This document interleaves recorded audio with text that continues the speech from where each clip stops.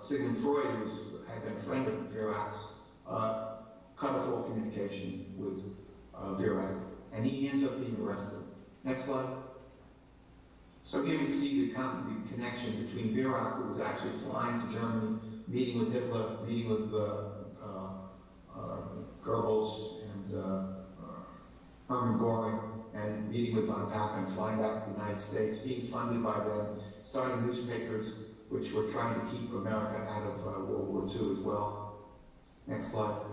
And here you see von Papen, and you see Hitler's great interest in von Papen, so he plays a big role. And if you go a little bit lower there, that's Zenk, who is Zenk had worked at Sayville, was a friend of Tesla's.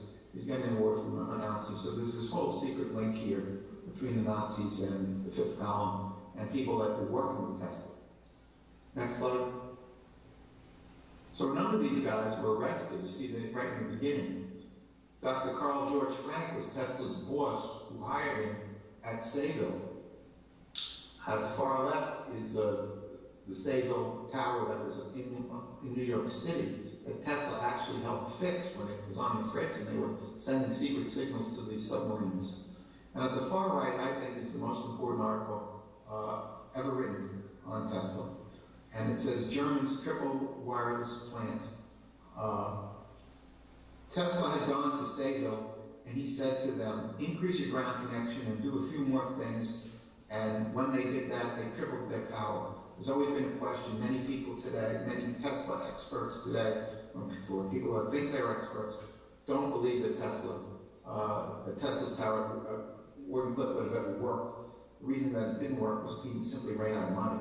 But this article on the right is proof that when he said, do X, Y, Z, and Q when you will triple your power, and they did X, Y, Z, and Q and they tripled their power. Okay, next slide.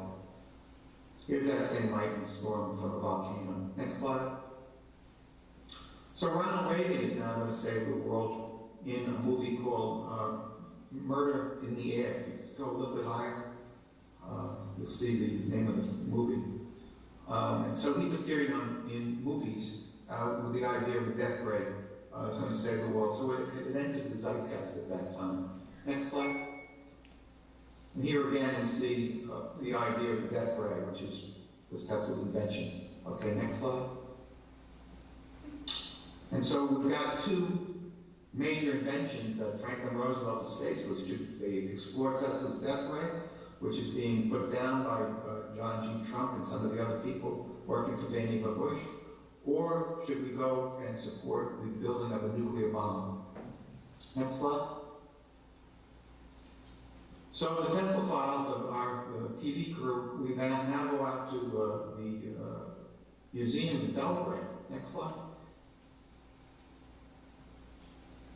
This is one of my all-time favorite pictures of Tesla because it's one of the few that he's not posing. This is a natural, normal picture of Tesla in conversation. It's from a 1931 Time magazine article.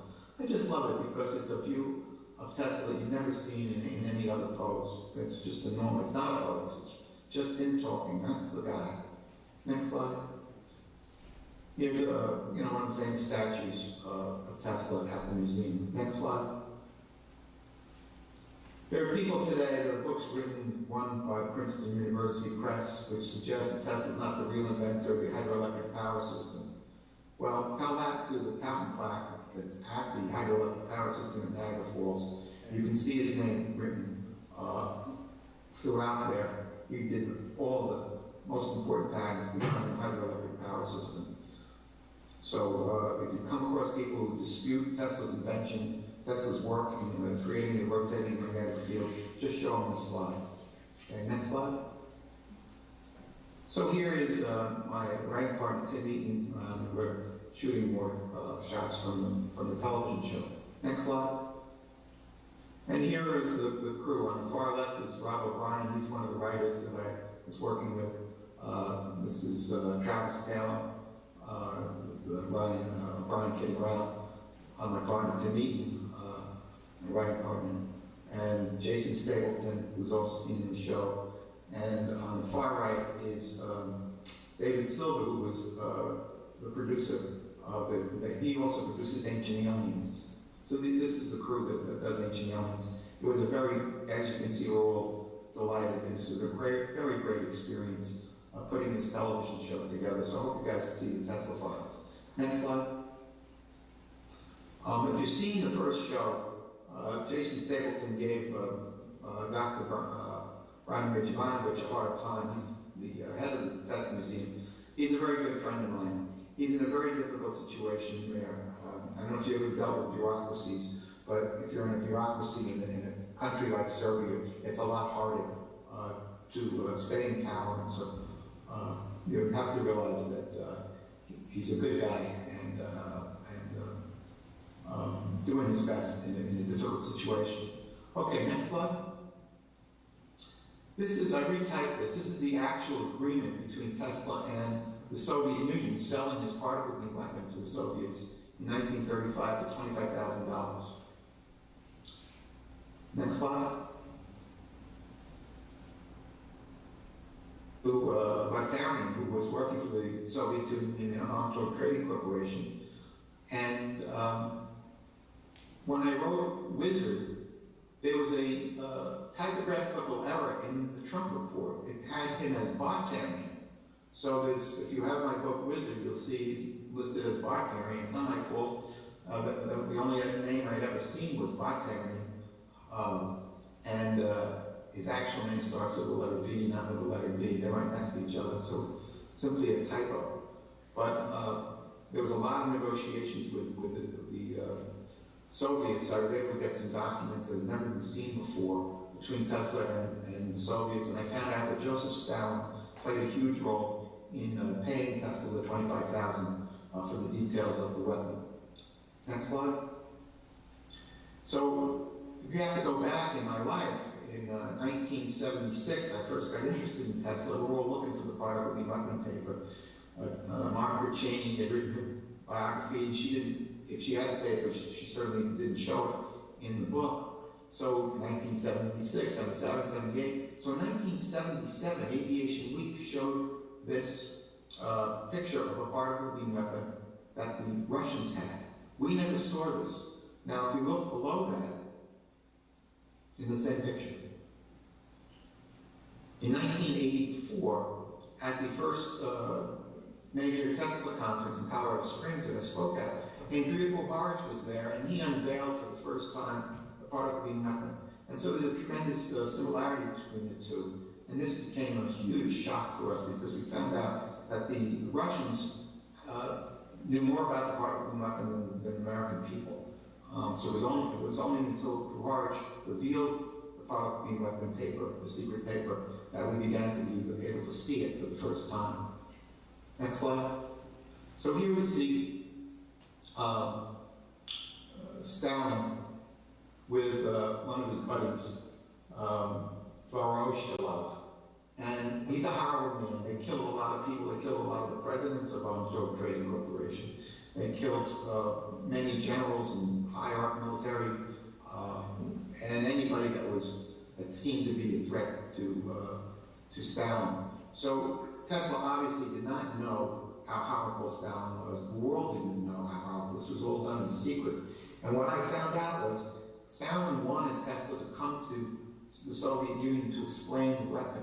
Had he gone to the Soviet Union, he would never be able to leave. They would never let him leave. So thank heavens he did not take that trip. Next picture. Some more details of the particle beam weapon.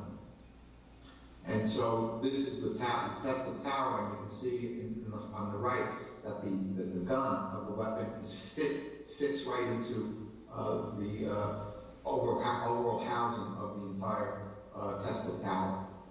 Next slide. So here's the same tower, but in this case it's used for peace. He wants to transmit electrical energy to airplanes so they won't need to run on fuel. Next slide. And here we see Stalin meeting with Roosevelt. We'll see in a few minutes a letter that Roosevelt writes looking to meet with Tesla. So both of these guys are very interested in the particle beam weapon. They don't accept readily the Trump report that there's nothing to it. They think that it's very possible that the weapon will be used, could be used to protect them against incoming invasion of an atomic bomb delivered by an airplane. Next slide. So we went back to the Hotel New Yorker as part of our television show. Next slide. And this is just an amazing picture of these. Nicholas Loncar, of course, has had a number of conferences right at the Hotel New Yorker. Next slide. So we were up here on the roof of the Hotel New Yorker, and you see what an incredible view. That's the Chrysler building directly behind us, and to the right, you can see this, the Empire State Building. Next slide. So we went to Tesla's room, 3327, and what Kenny told us was that 3 cubed equals 27. So we had fun with that. Next slide. This is a picture taken from Tesla's window, and you can see the Empire State Building and the Chrysler Building. Those other buildings, most of them didn't exist at the time, so we had perfect views of these two buildings at the time. What's important to realize about this is that the Empire State Building, before it was the Empire State Building, was the Waldorf Astoria. So Tesla lived right at there for 20 years. So you just think about what he was thinking about, and he'd look out the window and see where he used to live all those years in the height of the Gilded Age and all that time. There's a great insight I got in just looking out his window. Okay, next slide. So this was a very important document. I knew that, I was hoping that this document existed. I looked for it, and I couldn't find it. And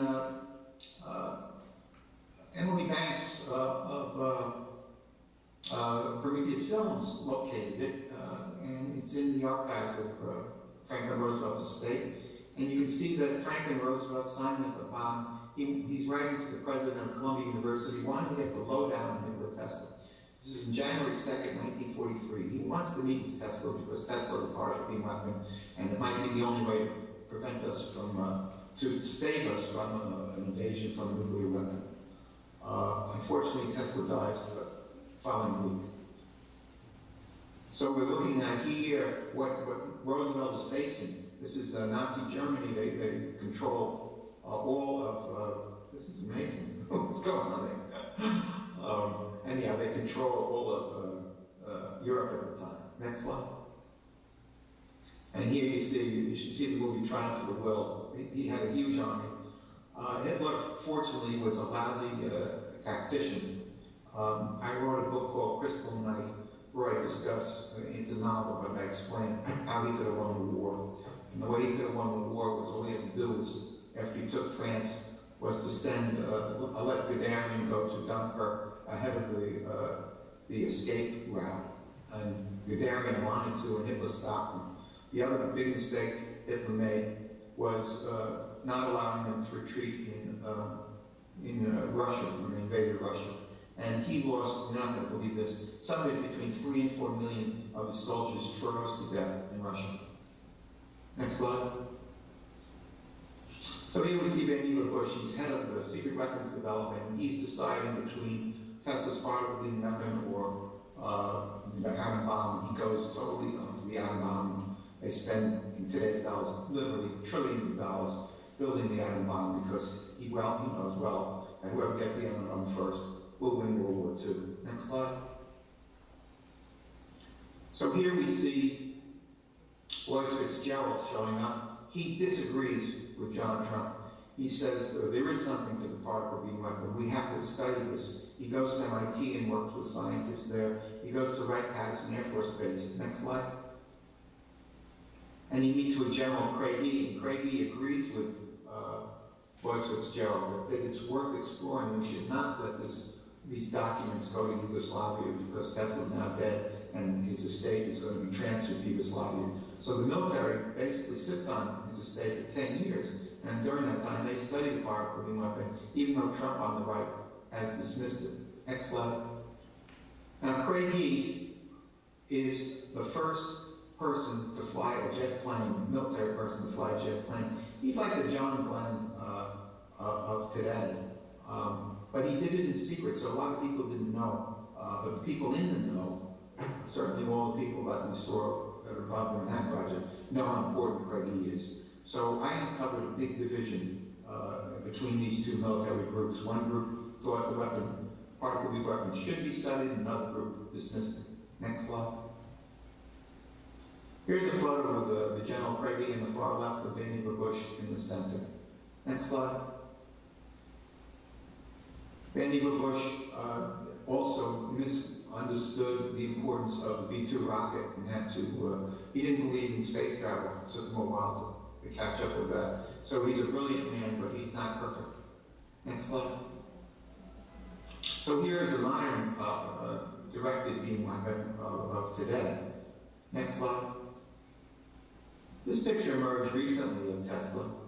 I'd never seen it before, and I've been at this for 40 years. So it's just a wonderful picture of him. It was taken, I think, in 1889 when he went to Paris for the Paris Exposition. Next slide. So Tesla was now dealing with the British. I uncovered a relationship that Tesla had with General McNaughton. If you can go down a little bit. There's General McNaughton. So he's writing to Tesla, and Tesla's wanting to sell a particle weapon to the Brits. This is in the late 1930s, because they're afraid that Nazi Germany is going to invade Great Britain. And McNaughton is seriously thinking, should we do this? As you can see, he is a close associate of Winston Churchill. He's in charge of secret weapons development for Canada. And for the British Empire. He's essentially Vannevar Bush's counterpart. And he's meeting with Vannevar Bush and with Franklin Roosevelt on a regular basis, going down to Washington, D.C., and also negotiating with Tesla. That's what I uncovered in Wizard at War. Next slide. So this is who Vannevar Bush is. This is who General McNaughton is. Can you go up a little bit? So you see on the far left, Vannevar Bush in the center is Mountbatten, and on the far right is Eisenhower. One of these guys would become Supreme Commander of Allied Forces. That was the choice. They went with Eisenhower, but that's who McNaughton was. He was on the short list to become head of Supreme Command of Allied Forces, and he's negotiating with Tesla to get the details for the particle beam weapon. Next slide. Again, you see who McNaughton is. He's standing there with Churchill and de Gaulle, and with Sikorsky, who's the head of Poland. Next slide. So we're winding down now. Tesla's an old man, and there's the myth that he's just this old man withering away, feeding pigeons, and that's all he's doing. And what I uncovered in Wizard at War, that's not at all what he was doing. He was negotiating with the very height of power. Next slide. So we can see here, the Navy brings out a railgun, which works on the exact same principle. It's an electronic repulsion. That's how he has tiny little particles that are negatively charged and an electrical belt that's negatively charged, and that's how it comes out through the barrel of the gun. These little tiny particles, they work like a laser beam. They don't spread out because they're just a simple little single bullets, microscopic. This particle beam weapon, this railgun uses larger objects, but it works on the exact same principle. So they definitely were studying Tesla's secret paper that Puharich unveiled in 1984. Next slide. Here's another picture of a different style for the railgun. I think the biggest problem Tesla had with the railgun was how he would aim the thing. How do you move it back and forth as a plane, zigzag or have some type of defensive movement? That, in a way, was probably harder to solve for him than the actual mechanism of sending out the particle beams. Next slide. So here Israel has a missile defense system which is working on probably some of the same principles. But anyhow, we see, next slide. This was just a couple of weeks ago. The Hamas launched 4,000 missiles into Tel Aviv. And the Israelis, next slide, through their Iron Dome, were able to get over 90% of them. And I think that Tesla's idea, we see the manifestation in the Israeli Iron Dome. Next slide. So here we see Tesla with a pigeon and a light for the world. Next slide. And a lot of this is in a screenplay I'm working on with my partner Tim Eaton, who I showed you earlier. We think would make a fantastic movie. Next slide. This is me from a movie that Joe Sikorsky did. Next slide. And here we see Tesla in the zeitgeist. In The Big Bang Theory, his photograph appears on almost every show. This television show was seen by 50 million people. So Tesla went from total obscurity to from zero to hero, partly because of Big Bang Theory. Next slide. Here again, with men that Tesla was negotiating with in the run-up to and during World War II, Stalin, McDowell, and Franklin Roosevelt. Next slide. Just a fun picture of Tesla. Next slide. This was me in Serbia at a Tesla conference. Next slide. So just leave this for a second. This is the guy we're talking about. He lived an incredible life. This slideshow today was focused mainly on Tesla's link to World War I and World War II, and that he was not some obscure old guy withering away during the end of his life. He, in fact, was trying to protect the world from Nazi invasion by creating a defensive shield so that if all nations had that, war would end. Next slide. And here we see, again, my book, Life and Times of Nikola Tesla, Wizard, and also Tesla, Wizard at War. I thank you very much. I hope you enjoyed this presentation. Thank you so much, Dr. Cipher. We definitely enjoyed it, and we're going to continue to present this on our YouTube channel. I've already downloaded the Audible of Wizard at War today, and we'll encourage our group to continue to do that. And we just thank you for being a part of our celebration today, as well as being somebody who always helps promote the legacy of Nikola Tesla, which is our same common mission. And thank you so much. Yes. Thank you so much. Again, I want to thank Nicholas Von Garb and Ashley Redfern for inviting me to speak at the conference. And I love the idea of Zoom. This is the manifestation of what Tesla wanted, where the whole world, we're speaking all over the world right now, the whole world will be interconnected through wireless means. So that's really come to life in every real way you can think of. Thank you again. Thank you so much, Dr. Cipher. Okay.